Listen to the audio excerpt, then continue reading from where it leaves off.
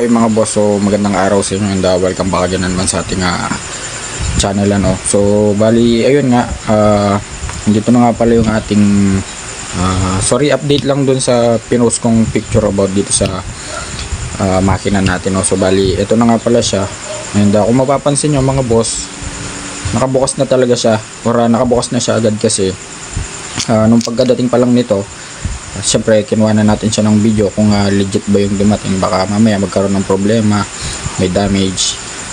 For proof lang na goods yung dumating sa atin.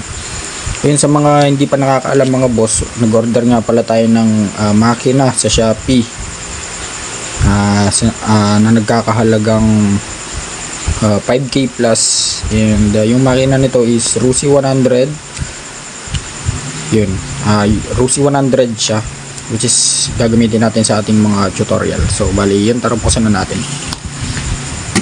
And ito nga pala yung mga accessory niya mga boss. Meron na siyang cambio dito, yung gear shifter. Meron na din siyang ignition coil. Tapos ano pa ba itong nandito, yung kick nya. Yan, legit naman mga bossing. Halagang 5K, 5,000 pesos.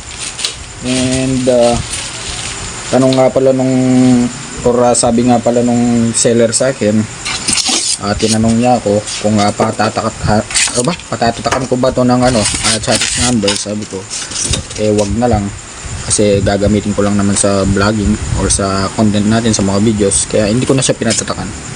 So bali ito na siya mga boss, binuksan ko siya, chinek ko siya, and hindi ko pa nga pala napapa-under to no. Ito yung kanyang sprocket cover sa harap. So may starter na rin siya, bali kompleto na siya. Ang wala lang dito, hindi ko pa siya nakalkal talaga sa ilalim. So sa palagay ko, ang wala lang dito is yung kanyang CDI para umandat, which is yun yung kailangan din natin mga bossing, pero po-provide na rin natin yun. 5 pin nga pala yung kanyang stator, at nandito yung wire ng gear sensor natin or yung gear indicator, at yung wire ng starter motor, tapos breather. So yun lang naman mga bossing. Wala pa nga pala siyang carburetor.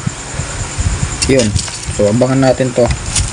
97 cm3 or cubic centimeter. So paanda rin natin to mga boss. Yun, stay tuned lang, update lang naman to.